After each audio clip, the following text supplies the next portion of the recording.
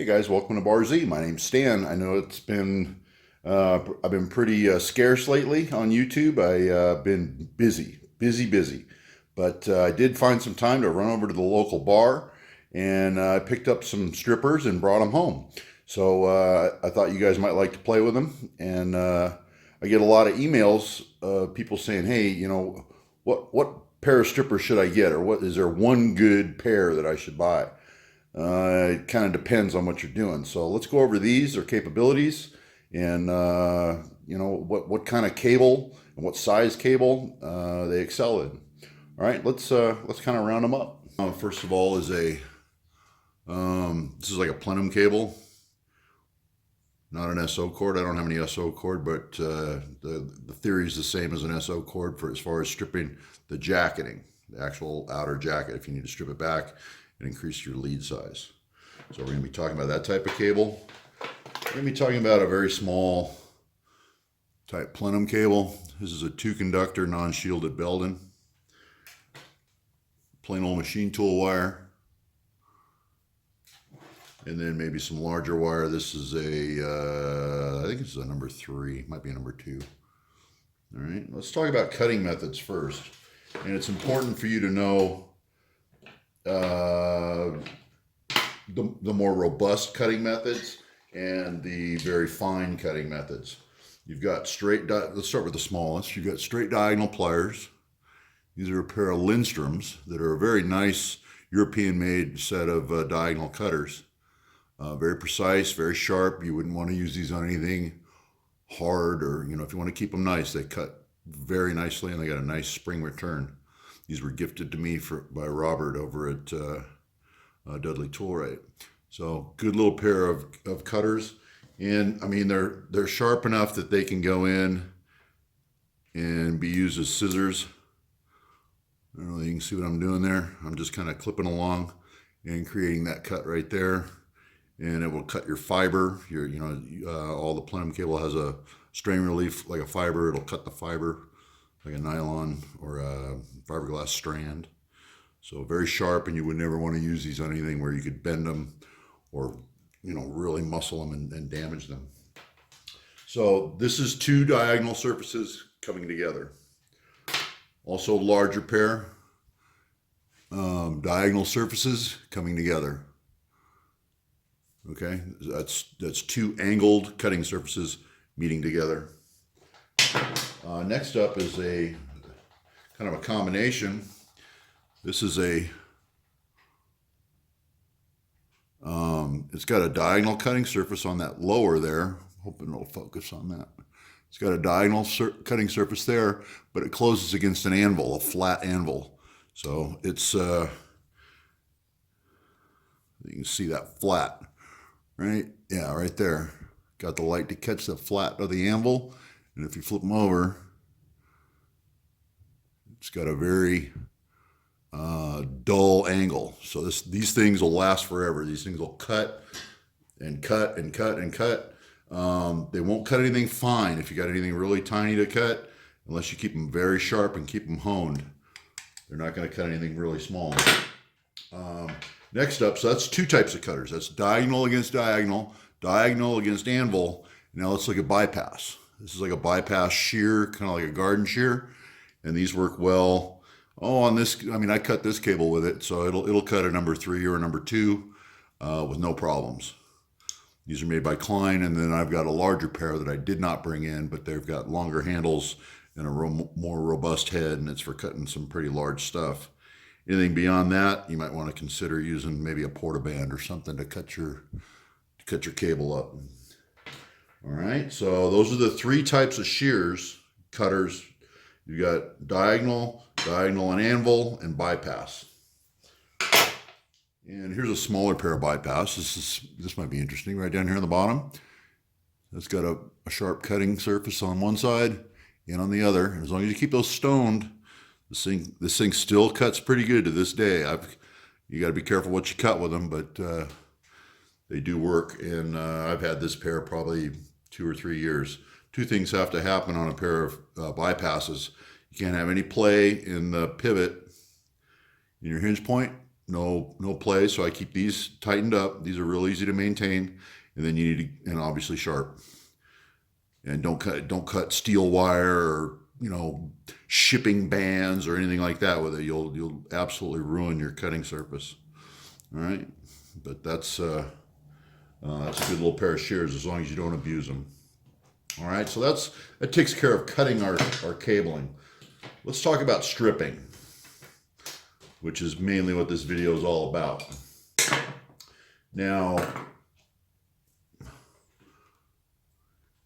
when it comes to maybe plenum cable, could I strip with these? These only go down to 18. That's not going to get me there. We got it. Okay, it just might. Now you'll notice what I don't want you to do when you do strip with the type that have the circular openings. When you come down on it, don't sit there and wring those things like this. All you're going to do is score the outer strands, and sometimes they'll break off. So you got to be really careful, and the finer the wire is, the easier it does. This is pretty coarse stuff for the size of it, for this belting cable. That's a pretty coarse wire inside of that jacket. All right, now let's talk about, okay, that takes care of the stripping part. Let's talk about the jacket and how we can get that jacket off without nicking the wires. Can we use this for the jacket? That's going to be kind of a no. That really doesn't come down good, and it didn't get a good bite over there, so I'm going to say that's a no. There's another way to do it.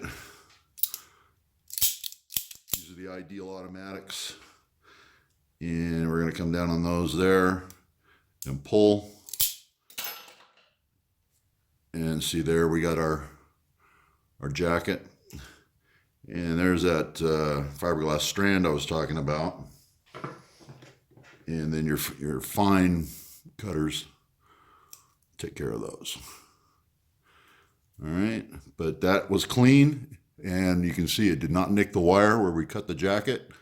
So that's great, but very limited. You can see the size restrictions there. We don't have a whole lot we can deal with. So that's one way to cut the outer skin of that. Let's look at another type of stripper. This one's interesting. This is a Greenlee, and it's got a spring-loaded doodad there, and then down inside of there, I don't know if you can see that cutter. It ain't much of a cutter, but it is adjustable with this collar, and it raises and lowers that cutter, and you would just come down on your plenum cable. I don't even know if it'll do something this small. Let's try it.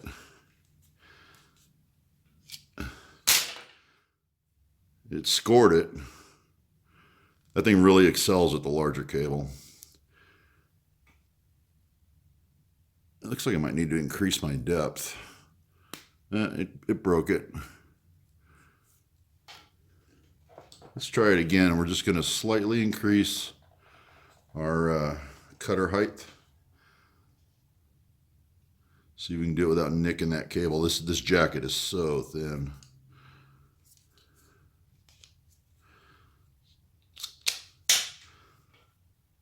Yep, same. Yeah, I wouldn't recommend this type for a belting cable. I would stick with the automatics. All right, so let's clip this off. Let's get these wire shards out of here. Get that out of here. So my choice for this type of belting cable would be outer jacket with the automatics.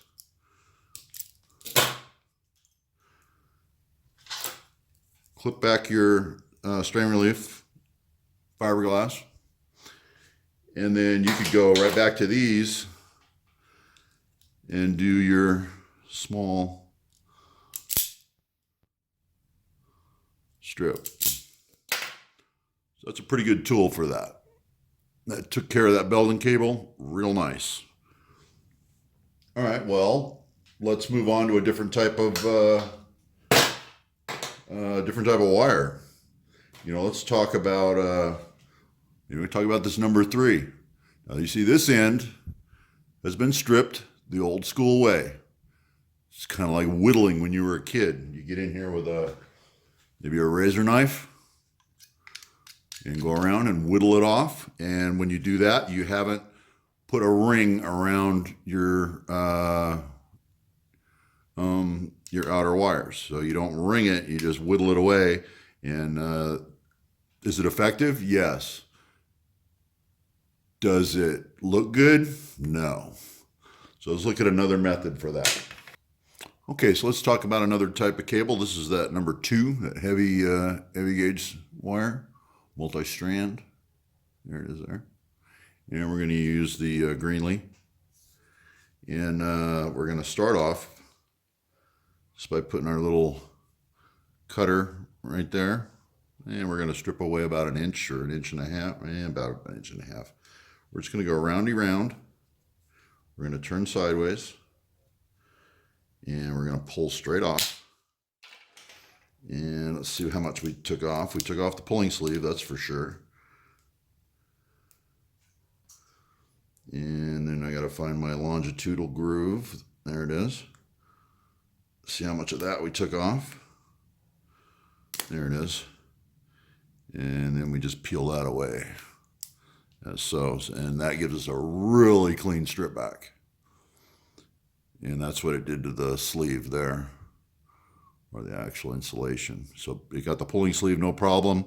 You got to really be careful when you set your depth on that so you don't nick the wires. There's no evidence of nicked wires here. So we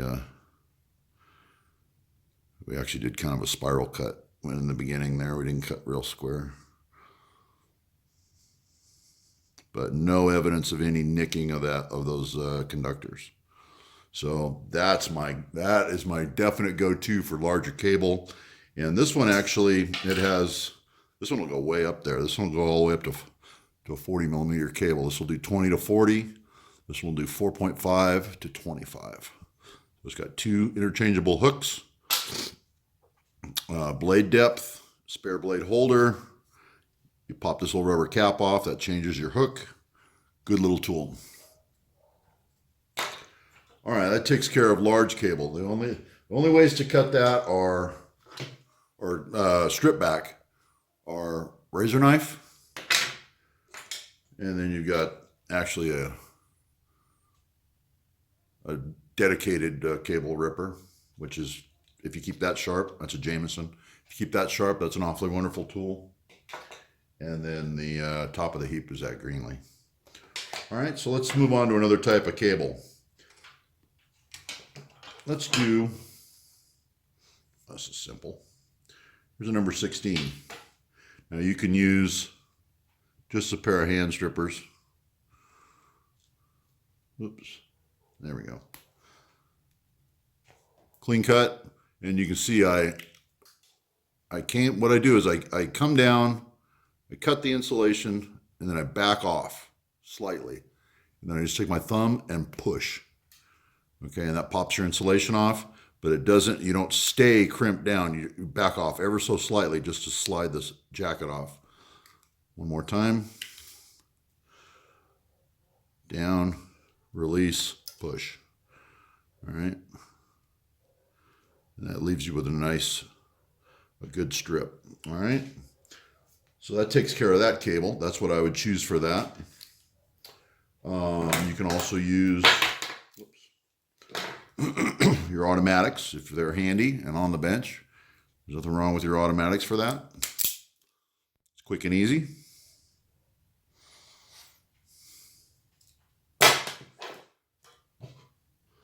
Let us also, we haven't even gotten into the plenum type cable or SO cord. You know, splitting these jackets back, zero fun. Trying to ring this without damaging or nicking this inner cable, and then getting a longitudinal cut without damaging the inner cable takes a lot of concentration and a lot of talent. You can do it with just a plain razor knife. You know, you can do it with just a splicing knife or a cable ripper's knife too. But again, you need talent and patience. Let's go back to this guy here. Let's see how this does on SO cord. You know, this is, or even plenum cable, like I said. Let me check my depth real quick. It's a little big. I'm just going to adjust that blade and try to get this where I don't nick that outer. All right, let's pull about 4 inches off of this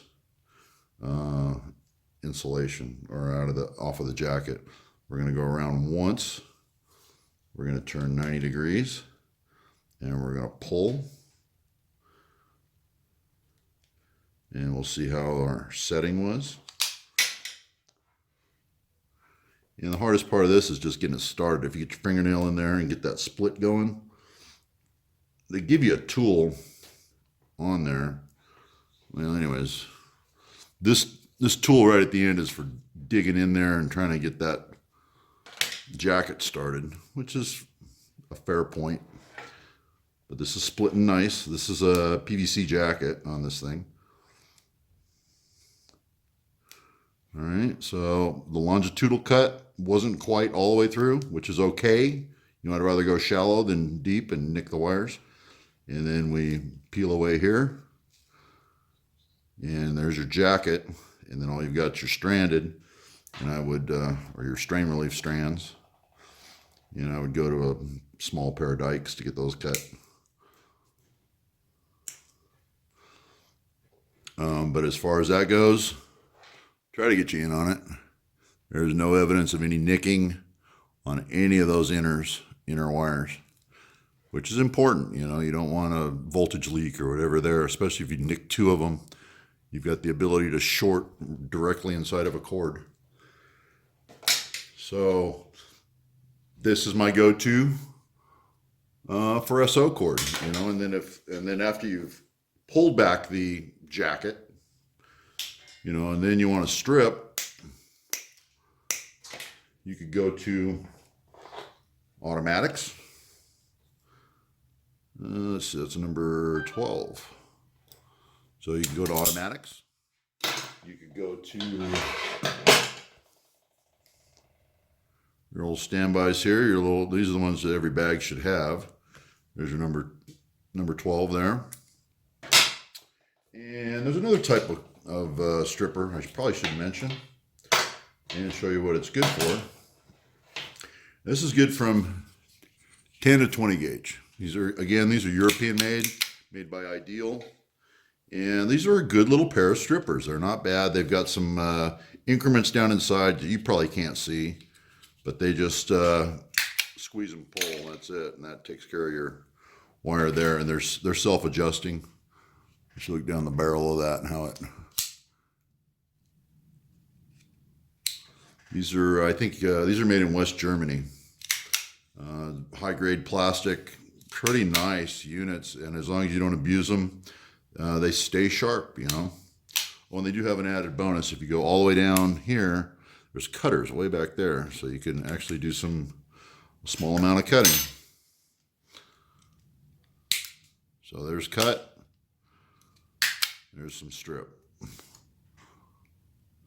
So that takes care of many wire sizes. You know, that was a number 16 there. You saw it do a 12. Let's see how it does on this little stuff. This is, I think, a 20 or a 22 gauge. So I don't know what it'll do this one. Yeah, it does it. It barely gets it. You have to finish it with your fingernail, but it does come off. So that was a pair of strippers that I failed to mention. So top of the pile, this is a must-have tool. If you're doing SO cord, plenum cables, things like that of varying sizes. A lot of times you get, various sizes, 2 conductor, 3 conductor, 8 conductor, 12 conductor, this multi-conductor plenum type cables, absolutely have to have this. If you're just doing general purpose wiring, you know, in the 16 to 10 gauge area, you can get by with that. Just get a pair of those. If you're doing a lot of repetitive little wires, these automatics are good. These automatics are pretty good for small plenum cables, like the Belden I showed you, and a lot of fine work. This will go all the way down to 20 and 22 gauge. Is the smallest, and the biggest it does is 10. But the Belden cable, the 2 conductor Belden, Works real good in that number 10 slot. A lot of this stuff, you just have to try it and see what your results are. You get your magnifiers on, get down there and look and make sure you're not damaging the cable in any way. And, I'm just trying to do a stripper roundup here so you guys know what's available out there and what's good and what's not good and what to use it for and when to use it. It's important. All right. So I thought I'd share that with you. I appreciate you watching. I know I haven't gotten anything out on YouTube lately. I've just been really busy, and all you guys with ovens, we're going to get you caught up here in the new year. We're just buried and behind. I appreciate you watching. I want everyone to have a good Christmas. I want everyone to have a good New Year, and we'll see you next year in a much better year. All right. Thanks for watching. We'll see you next time.